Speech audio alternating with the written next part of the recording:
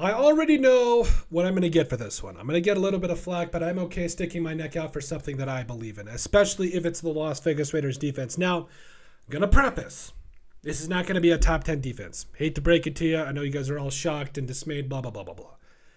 Not going to be a top 10 defense. However, I think that the Raiders defense can still be good enough that, hey, you can't sleep on it. I think that especially with the addition of guys like Tyree Wilson, Drake Thomas, all these guys, Jacorian Bennett, the rookie corner, that's an absolute blazer that you got.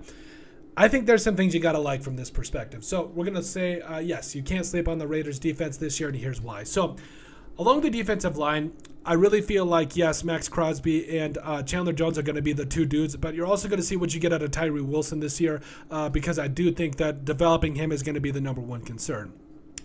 From the linebacker perspective, Divine Diablo, Robert Spillane, Luke Masterson, they're going to be average, but I feel like this is going to be a huge positional battle. We'll get into that in a later video, but overall, you got guys like Amari Burney, Drake Thomas, all those guys, and Darian Butler, they're all going to be coming in and doing their thing as well. So defensive line, I think this defense line is vastly improved. From a linebacker perspective, I think you're at least at the same level or maybe a little bit above last year, especially if Drake Thomas develops into the player that I think he can be. And then from the secondary perspective, you got better. Guys like Duke Shelley, Marcus Epps coming in, Trayvon Morig, Nate Hobbs, all these guys are better. These are, I think Trayvon Morig is going to take a big step, in year two. Nate Hobbs is that dude in the slot, and if you just want to try Jacorian Bennett on the outside, or maybe make a Meek Robertson or somebody else like that on the outside that can just get it done, even guys like Sam Webb that we saw some good things from last year, I think it makes a lot of sense. And so when I say don't sleep on the Raiders defense, I'm not saying that they're going to come in and be world beaters. They're not going to be a top 10